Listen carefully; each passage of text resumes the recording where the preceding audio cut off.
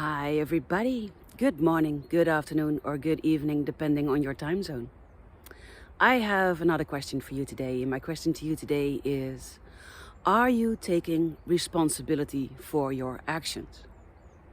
Because only if you take responsibility for your actions, you can win at this game that we call life. People who take responsibility for their actions tend to be happier and more in control over the things that happen to them in life. And I'm asking because often we think we take control over our actions, but in fact we are actually not. And I'd like to illustrate that with an example out of my own life. I was invited to some people that I knew. I wouldn't call them friends, but they were good acquaintances. And they have a 5-year-old son.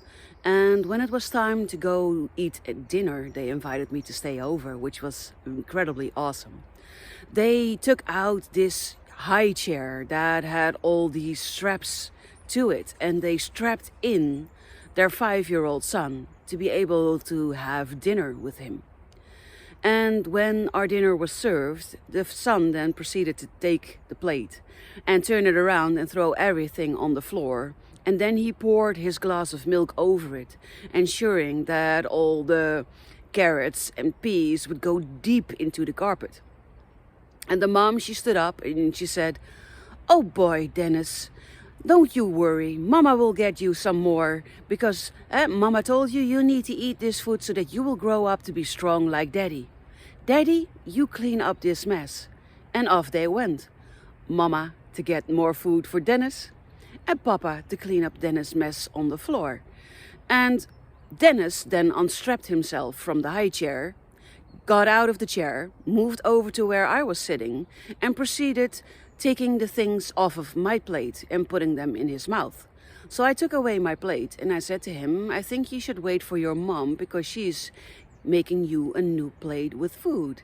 And he looked at me and he drew back his leg and he wanted to kick me in my leg. He drew back to kick me in the shins. And at the last moment I took away my leg and he toppled over backwards because he missed his mark. He then got up and ran crying to his mama, saying that I had hit him and that was why he fell. And they came to me and they asked me what had happened, and I explained to him that he just fell, that I had nothing to do with it, and that I would not hurt a child because I wouldn't. And you know, this example illustrates that because they are raising their son in such a way that he has control over his parents, this is what they need to do. And I haven't even told you what they needed to do to get him into bed in the evening.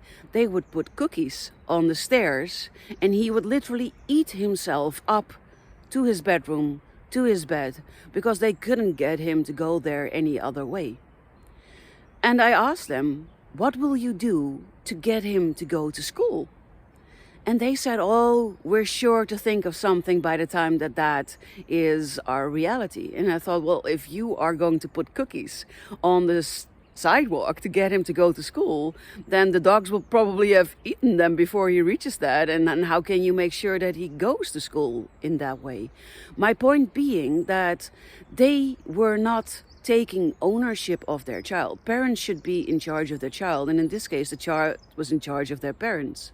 And now they could laugh about it, but I am pretty sure that in the future there will be nothing left to laugh about. So are you taking responsibility over your actions? Are you the one that's in control of the things that happen in your life? I would love to hear your thoughts. I would love to hear your questions, whatever comes up when you hear this question, and I would love it if you could share them below this video. And if you are watching this in YouTube, I would also love it if you would hit the subscribe button so you will never miss another video again. For today, I wish you an amazing rest of your day, and I'll talk to you again soon. Bye for now.